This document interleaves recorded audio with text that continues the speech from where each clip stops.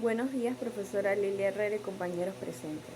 Mi nombre es Yesanet Pollatos y el día de hoy les estaré presentando el tema de los cuasicontratos de gestión de negocios ajenos. Para iniciar, les estaré explicando qué son los cuasicontratos como concepto único. Un cuasicontrato es una figura jurídica en la que se crean obligaciones entre las partes sin que exista un acuerdo previo o contrato formal.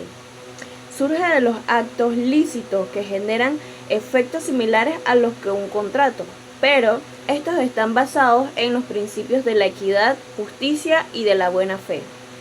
Los cuasicontratos se diferencian de los contratos porque no hay un consentimiento expreso de las partes jurídicamente, sino que las obligaciones se originan por los actos unilaterales o situaciones de hecho.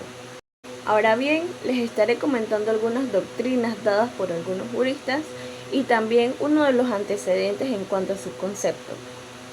Los cuasicontratos han sido analizados por la doctrina y es casi unánime la opinión de los juristas sobre esta figura híbrida, ya que para la doctrina no ha sido tarea fácil el hallar el fundamento legal jurídico a una figura con semejantes características. Ahora les estaré comentando sobre el concepto según el Corpus Juris Civilis. En las Institutas de Justiniano, la negotorium gestio se describía detalladamente subrayando la obligación del dominus de reembolsar al gestor y la responsabilidad del gestor de actuar en beneficio del dominus sin recibir algún beneficio propio hacia él.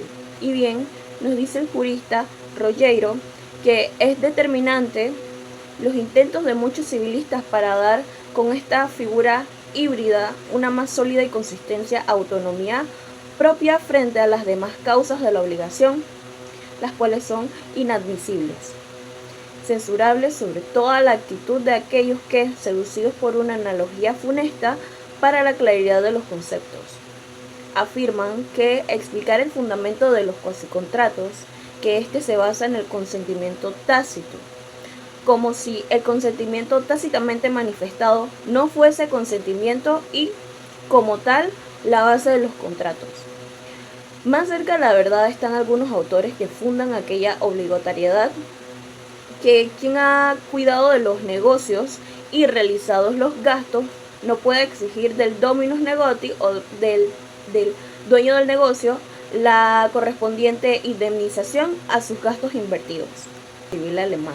Las obligaciones nacen de los negocios jurídicos, de los actos semejantes a los negocios jurídicos, de los actos reales, de los actos ilícitos, de los actos no culposos, pero que, no obstante, obligan a una indemnización de ciertos estados de naturaleza jurídica o de hecho.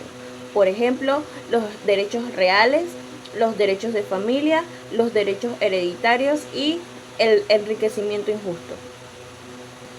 La función dentro de lo legal en Panamá. Este tipo de cuasicontrato está regulado por el Código Civil y se basa en los principios de la buena fe, desde el artículo 1629 hasta el artículo 1636, los cuales nos hablan sobre los cuasicontratos de gestión de negocios ajenos. Normas que regulan la gestión de negocios ajenos del Código Civil. Título 16 de las obligaciones que se contraen sin convenio. Capítulo 1 de los cuasicontratos. Artículos 1629 al 1636. En estos artículos, comenzando desde el 1629 y el 1630, nos hablan sobre lo que es el concepto de lo que es en sí los cuasicontratos. Hablando sobre cuándo nace un vínculo entre las personas, cuál era el cargo que debería realizar, que es administrar o gestionar los negocios de otra persona, sin ésta haber recibido un mandato por parte del dueño. En el artículo 1631, el gestor oficioso debe realizar su gestión con el mismo cuidado y perfeccionalismo que como lo haría un buen padre de familia. Si causa daños o pérdidas por su negligencia, debe pagarle una indemnización al dueño del negocio, de los bienes o de lo que se esté gestionando como gestor en ese momento. Los tribunales encargados deben fijar y ajustar el monto adecuado al tema. Expresamente, En el artículo 1632 se refieren a las delegaciones de responsabilidades por parte del gestor. Dice que si el gestor delega a otra persona alguna parte de sus responsabilidades, sigue siendo responsable por los actos de su delegado y asume la responsabilidad total ante el dueño. Asimismo, en el artículo 1633, los cuales se refieren a los casos fortuitos o accidentes, cuando el gestor es responsable al realizar labores arriesgadas, en el cual el propietario no acostumbra a hacerlas, o cuando pone su propio interés por encima del interés de beneficio del propietario. En el artículo 1634 del Código Civil de Panamá habla sobre la ratificación de la gestión. Dice que si el propietario del gestor ratifica o aprueba la gestión realizada por parte del gestor, los efectos serán los mismos que como si hubiese otorgado un mandato inicialmente. El aprovechamiento de los beneficios de la gestión ajena, estipulado en el artículo 1635, nos dice que, aunque el propietario no haya ratificado expresamente la gestión realizada por otro, será responsable de las obligaciones contraídas en su interés si ha obtenido ventajas de esta gestión. Además, deberá indemnizar al gestor por los gastos necesarios y útiles que se haya realizado, así como por los perjuicios sufridos durante el desempeño de su gestión. Esta obligación también aplica cuando la gestión tenía como objeto evitar un daño o perjuicio inminente y evidente, aunque no haya resultado en beneficio directo hacia el dueño del negocio o del bien de la cosa gestionada. En el artículo 1636 nos habla sobre los gastos de la satisfacción de necesidades vitales. Esto nos da a entender de que si alguien proporciona alimentos o gastos funerarios a una persona necesitada sin el consentimiento del obligado legalmente a proporcionarlos, por ejemplo, entre parientes o entre amistades, puede reclamar el reembolso de estos gastos. Esto es válido a menos de que se demuestre que los gastos se hicieron por pura generosidad y sin intención de recuperarlos, como una donación o como parte de alguna herencia o de derechos reales. Unos ejemplos en Panamá sobre la gestión de negocios ajenos. Ocurre cuando una persona, el gestor, se encarga voluntariamente de administrar o cuidar los negocios o intereses de otra persona, quien es el dueño, sin que ella se lo haya solicitado previamente. Comencemos con los ejemplos. Ejemplo número 1. Dice que Gabriel está de vacaciones, deja su casa sin vigilancia. Su vecino, Estefan, al notar que la casa de Gabriel corre peligro debido a una ventana rota, decide repararla y cuidar de la casa durante la ausencia de Gabriel.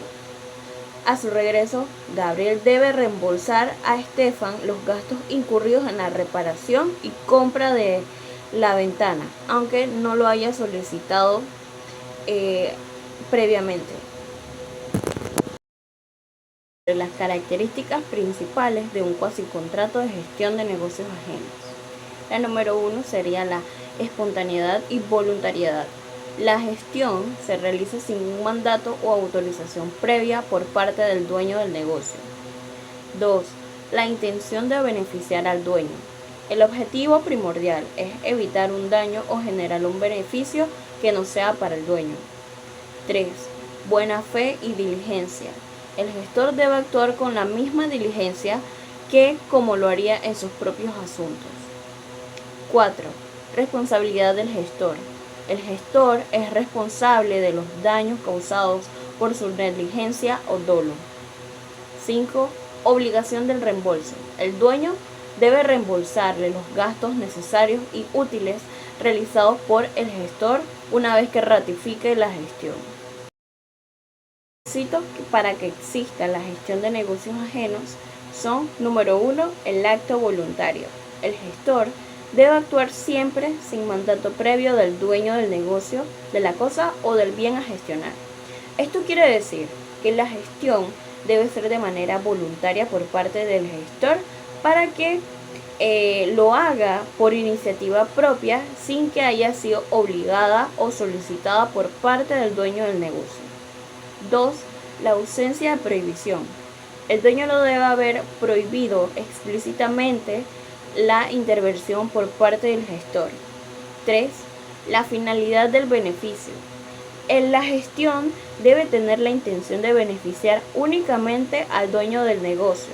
La gestión debe tener como objetivo principal beneficiar al propietario del negocio. La intención principal debe ser la de proteger, administrar o mejorar los intereses del dueño del negocio, de la cosa o del bien, no de sus propios intereses como gestor.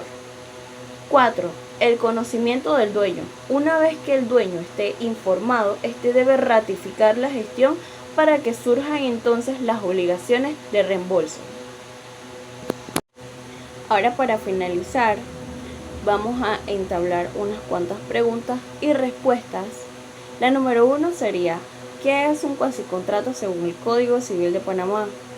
Un cuasicontrato es un hecho ilícito y puramente voluntario del cual resulta una obligación entre su autor y un tercero, y en ocasiones una obligación recíproca entre las partes interesadas.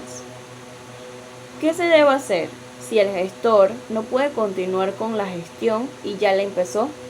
Debe requerir al interesado, que es el propietario del negocio, para que lo sustituya en la gestión si está en condiciones de hacerlo.